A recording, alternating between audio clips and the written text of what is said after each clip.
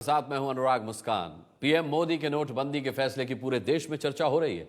कुछ लोग इसे जल्दी में लिया फैसला जरूर कह रहे हैं, लेकिन हर कोई मोदी सरकार के इस फैसले की तारीफ कर रहा है। क्या आप जानते हैं इस फैसले के पीछे मोदी के चाणक्य कौन थे? किसने पीएम मोदी को इतना बड़ा फैसला लेने के लिए प्रेरित कर दिया?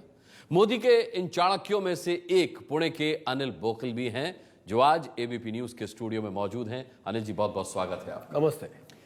हम अनिल जी से बात करेंगे, लेकिन उससे पहले आइए देखते हैं अनिल बोकिल की ये कोशिश कैसे कामयाब हुई। काले धन पर पीएम मोदी की बड़ी सर्जिकल स्ट्राइक। पीएम मोदी के इस मास्टर स्ट्रोक के पीछे कौन? पुणे के एनजीओ अर्थ क्रांति के प्रमुख अनिल बोकिल का दिमाग।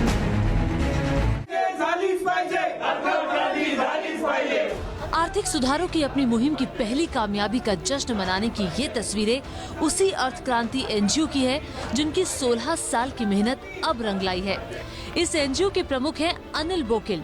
अनिल ने 3 साल पहले पीएम मोदी को 500,000 के नोट बदलने का आइडिया दिया था, जिस पर इसी महीने 8 नवंबर को मोदी सरकार ने लागू कर देश में काले धन पर मास्टर स्ट्रोक जड़ दिया। लीगल टेंडर नहीं रहेंगे। मोदी जी को ये नवंबर 2013 में प्रेजेंटेशन हुआ था, जब गुजरात के वो चीफ मिनिस्टर थे और वहाँ के विधान भवन में उन्होंने प्रेजेंटेशन लिया था, और वो बहुत ही अच्छी तरीके से ये चला था, क्योंकि ये पूरा अर्थ क्रांति का जो ये पूरा प्रस्ताव है, हम उनको पूरा प्रेजेंटेशन दे पाए। उतना समय मोदी जी ने भी दिया था। तभी से कॉन्फिडेंस मिलने लगा था कि अगर ये कुछ बदलाव लाएगा हो सकता है तो इसमें बदलाव आएगा। अनिल को सिर्फ 9 मिनट का मौका दिया गया था, लेकिन जब वो प्रपोजल सुनाने लगे तो तत्कालीन गुजरात के सीएम रहे नरेंद्र मोदी 2 घंटे तक उसे सुनते रहे। बाद में लिखित में भी सारा प्रपोजल ले लिया। औरंगाबाद में मैकेनिकल इंजीनियर की नौकरी छोड़कर 16 साल पहले अनिल बोकिल ने अर्थ क्रांति एनजीओ की शुरुआत की थी, और आज इसी पर चर्चा दुनिया भर में हो रही है। इनका मानना है कि 2000 के नोट कुछ दिनों के लिए ही बाजार में लाए गए हैं।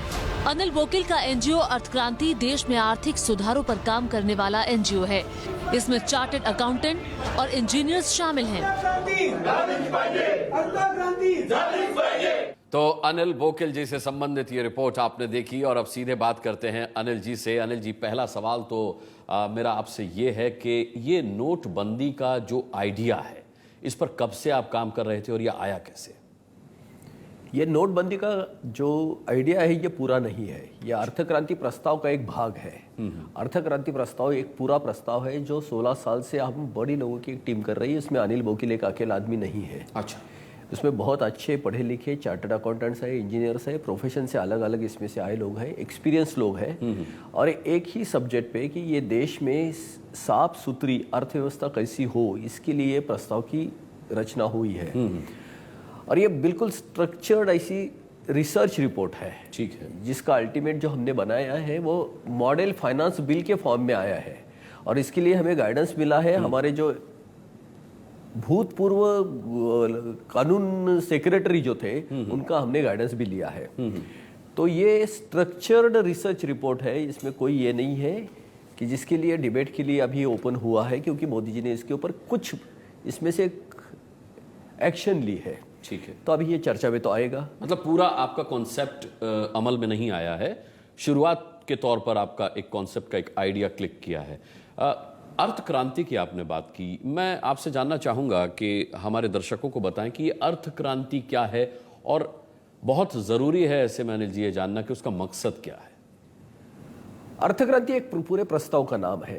ये 16 साल से एक स्टडी रिपोर्ट चल रही थी कि जिसमें भारत की अर्थव्यवस्था साफ सुथरी कैसे हो, देश का काला धन ही नहीं, काला पैसा पूरी तरह से खत्म कैसे हो, पूरा खत्म हो जाना चाहिए, नया नहीं बनना चाहिए।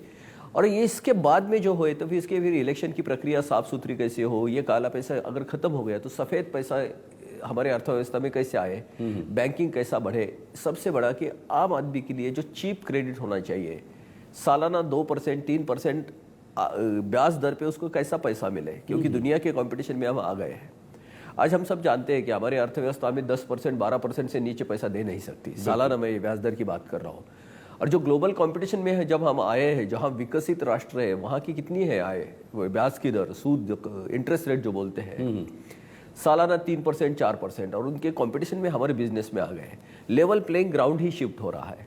दूसरी बात है किसानों की, किसानों तक पैसा पहुंच ही नहीं रहा है। मेहनत हो रही है, अनाज उपज तो बढ़ रही है, सब गोडाउन हमारे टाइट है। यानी किसान का मतलब ये है कि किसान काम तो कर रहा है लेकिन उसको भाव नहीं मिल रहा है, बड़ी मात्रा में उसकी आत्महत्या हो रही है। डिस्पेरिटी इतनी बड़ी है कि हैव्स और हैव नॉट्स के बीच में गैप बहुत बढ़ चुका है।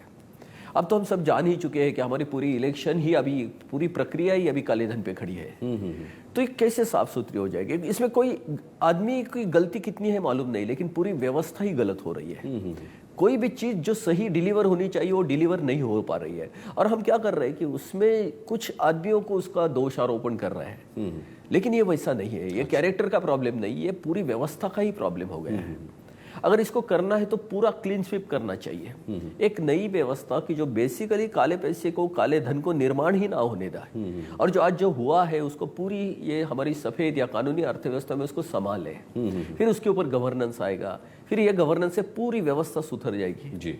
पॉलिटिक्स से लेके सब कुछ बदल जाएगा जी। ये जो आपने अर्थ क्रांति का कॉन्सेप्ट बताया, इसके बारे में भी मैं बात करूंगा, क्योंकि बहुत डिटेल्ड स्टडी के बाद आपने ये प्रपोजल तैयार किया है। यहाँ मैं आपसे ज़रूर पूछना चाहूँगा कि पीएम मोदी से आपकी कब मुलाकात हुई थी और क्या बातचीत हुई थी मुलाकात के दौरान? हमारी जब मोदी जी से बात हो गई थी वो पीएम नहीं थे, वो गुजरात के चीफ मिनिस्टर थे। वो नवंबर 2013 में उनकी हमसे बात हुई थी और एक बड़ी बात चली थी। वो करीबन 1.5-2 घंटे का ये प्रेजेंटेशन था, जो 45 मिनट का एक टेक्निकल प्रेजेंटेशन है। जब मोदी जी ने वो देखा तो सही में ऐसा लगा कि मोदी जी को उसमें से बहुत सी चीज़ शायद ये हो गई है, क्लिक कर गई है। और उसका एक्शन तो हम देख ही रहे थे, यानी जनधन योजना हो या कुछ भी हो, हमारा इंसिस्टेंस ये पहले से ही था कि जो कैश बेस हमारी इकोनॉमी है उसको हम थोड़ा बैंकिंग बेस पे लेके जाए। कैश बेस के बहुत प्रॉब्लम है। उसके एक तो क्या है, उसके ट्रांजैक्शन और उसके जो व्यवहार होते हैं उसके फुटप्रिंट कभी नहीं रहते। कौन किसको किस माइस में ट्रांजैक्शन हो रहे हैं, पैसा किस कहाँ जा रहा है, किसी को कुछ नहीं समझता। दूसरी चीज़ ये है कि ये जो कैश बेस इकोनॉमी है वो आहिस्ता आहिस्ता कमोडिटी पे शिफ्ट होती है। आज जब हम आधुनिक अर्थव्यवस्था में आ गए हैं तो आज की समस्त समाज व्यवस्था में अभी सिर्फ 2 जाति बच गई है, हैव्स और हैव नॉट्स। बाकी सब पुरानी है, बाकी का सब भूतकाल है। आज मार्केट व्यवस्था में सबसे बड़ा वो होता है जिसके सिवा मार्केट चल ही नहीं सकता, वो होता है कस्टमर। और सबसे नीचा होता है जिसकी मार्केट बहुत घृणा करता है, वो होता है भिखारी। ये दोनों में क्या होता है, दोनों के पास जरूरत है लेकिन एक के पास परचेसिंग पावर होती है, एक के पास नहीं होती है। बस हैव और हैव नॉट्स, ये दोनों में पूरे मार्केट होता है। आज पूरी जो आधुनिक जो हमारी जीवन शैली है वो मार्केट बेस हो गई है। बाजारू अर्थव्यवस्था में हम आ गए। अब हमारे देश में ऐसा हो रहा है कि 70% से ज्यादा लोगों के पास वो पैसा पहुंच नहीं रहा है। बिल्कुल सही बात। ये क्या होता है, जब नोटों में जब व्यवहार होता है तो सिस्टम से बाहर भी होता है। जैसे अभी देखो, मेरे जेब में एक 500 रुपए की नोट है, तो मैं यहाँ बैठा हूँ, ना किसी को यूज करने दे रहा हूँ ना मैं यूज कर रहा हूँ। अगर ये मेरी नोट बैंक में होती तो ये बैंक किसी और को सर्कुलेशन में आ जाती।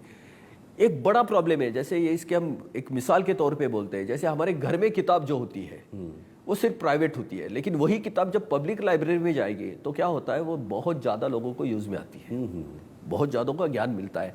आज पैसे के सिवा तो काम ही नहीं चल सकता। पूरी जिंदगी अभी मोनेटाइज हो गई, जीवन पूरा मोनेटाइज हो गया।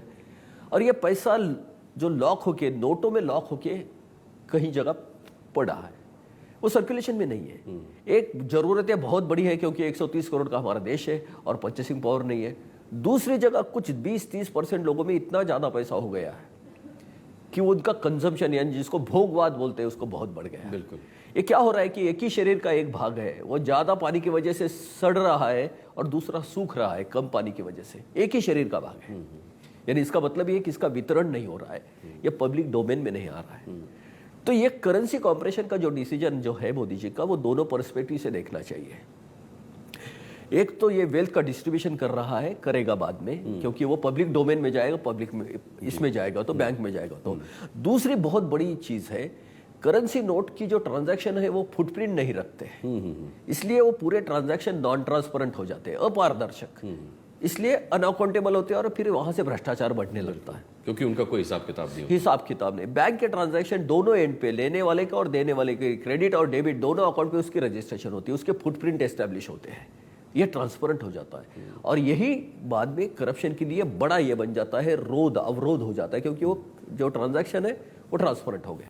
चलिए अनिल जी, कुछ और सवाल हैं जो आपसे हम पूछेंगे। एक छोटा सा ब्रेक लेने के लिए यहां पर रुक रहे हैं, बहुत जल्द वापस आते हैं।